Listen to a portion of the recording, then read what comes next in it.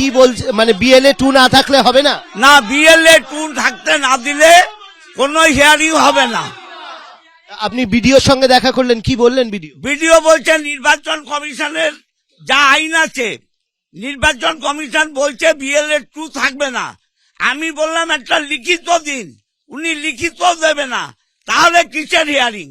এই হিয়ারিং একটা জঘন্য ব্যবস্থা। ভোটার লিস্ট থেকে মানুষের নাম বাদ দেওয়ার ষড়যন্ত্র, এই ষড়যন্ত্র আমরা করতে দেব না। অবশ্যই আমাদের লিখে দিক যে বিএলএ 2 থাকবে না, চলে যাব। কিন্তু নির্বাচন কমিশন বলছে যে শুনানিতে বিএলএ 2 থাকবে না, এটা বলছে। এটা আইনটা বলে দিক না, ও তো জমিদার নয়। ভারতবর্ষের সংবিধান, নির্বাচন কমিশনের সংবিধান, অর্ডারটা দিয়ে দিক, মিটে গেল। যারা এসছেন শুনানির জন্য তারা তো ফিরে যাবেন নাকি? তাদের সঙ্গেই তো আমরা কথা বলছি। এই মানুষই বলছে তারা চায় না, আপনারা দেখলেন তো। আমাদের লিখে দিক যে বিএলএ 2 থাকবে না। কে নির্দেশ দিয়েছেন আপনাদের যে বিএলএ 2 এখানে থাকবেন বলে?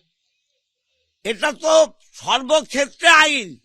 আমি যখন ক্যান্ডিডেট হয়েছিলাম তখন ভোট কেন্দ্রে আমার এজেন্ট ছিল, তাহলে এখানে কেন এজেন্ট থাকবে না?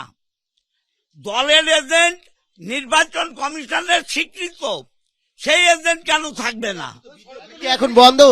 তাহলে কি এখন বন্ধ হয়ে গেল শুনানি? বন্ধ বন্ধ। শুনানি শুনুন, বিএলএ 2 থাকতে হবে। আমাদের সিদ্ধান্ত, বিএলএ 2 যদি না থাকে তাহলে এই হিয়ারিং একটা ফার্স, একটা হাস্যকর ব্যাপার।